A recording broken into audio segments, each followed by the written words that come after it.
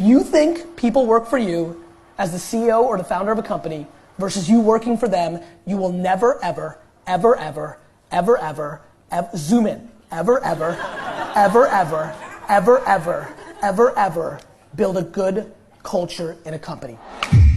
What's your advice on building a great culture in your company? I've got a lot on this. And honestly, this is probably the place where I can see myself going more and more, because soon Vayner's really, really, really gonna be big, and it's gonna be really because of this, and then I'll feel confident that I'm allowed to talk about it. First and foremost, are you the partner CEOs? Like, is it your business? Yeah. First and foremost, you have to realize in a real way, in a non-bullshit way, that you work for them.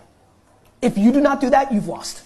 If you think people work for you as the CEO or the founder of a company versus you working for them, you will never, ever, ever, ever, ever, ever, zoom in, ever, ever, ever, ever, ever, ever, ever, ever build a good culture in a company. That's number one. That is religious. That is number one. Got it? Number two, you have to realize that there is no blanket rules. Everybody in your company, how many employees do you have? 330. 330. Great, nice number.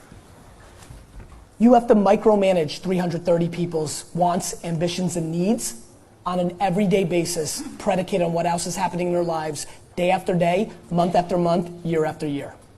So what that means is he may be motivated by money. I love when people are like, millennials are so zen. And I have millennials who literally rather work an extra 20 hours for $6 more bucks. They love money. And so like you have to figure out what drives them. Is it money? Is it work-life balance? Is it like, are they a huge, Chelsea fan and you buy them random tickets when they aren't looking and then they're like, oh my God, you actually know something about me, right? You think I pay attention a lot to you guys? I fucking stalk the shit out of my 650 employees on social media. I know who fucking loves Tinder. I know who loves bourbon. I know it all. And so it's very hard to scale one-on-one contexts with 330 employees. The other thing is you have to build infrastructure. Last Friday I announced a new role that I announced was the most senior role in the company besides me, more senior than AJ, more senior than James Orsini, my right-hand guy, more senior than my CFO, who is Claude Silver, who is now my partner basically in the company, and she's the Chief Heart Officer.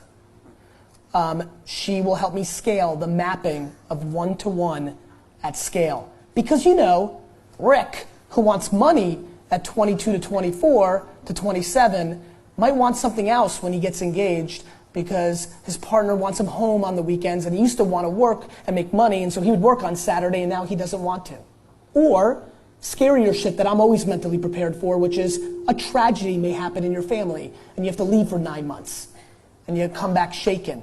And so the only way to build great culture is not only through words that are written on the wall, but in your actions. You have to make every one of those people understand that you care more about them than you want them to care about you. It is the only way. And I swear I'm trying to do it at a level that's never been done before, but wherever I land is what I will have.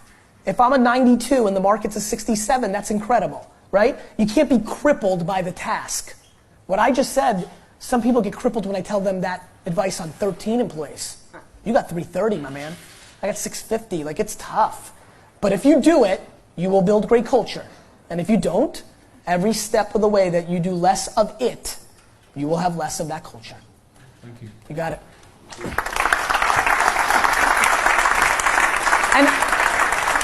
And it's about allocating the dollars to the right things. One of the best things I do is the most talented people in my company, if they are not bought into being the bigger woman and bigger man in every situation, I don't care if they're the #1 salesperson, the best creative director, they are fucking fired, right? And you have to be religious about that. The second you let somebody get away with something, you will lose. And then meritocracy. We started the company with 8 of AJ's friends.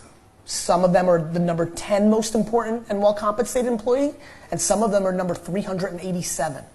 Meritocracy, right? If you take care of your nephew better than somebody who's hustling, you've died. You're done, your culture's broke. You let something besides meritocracy rule.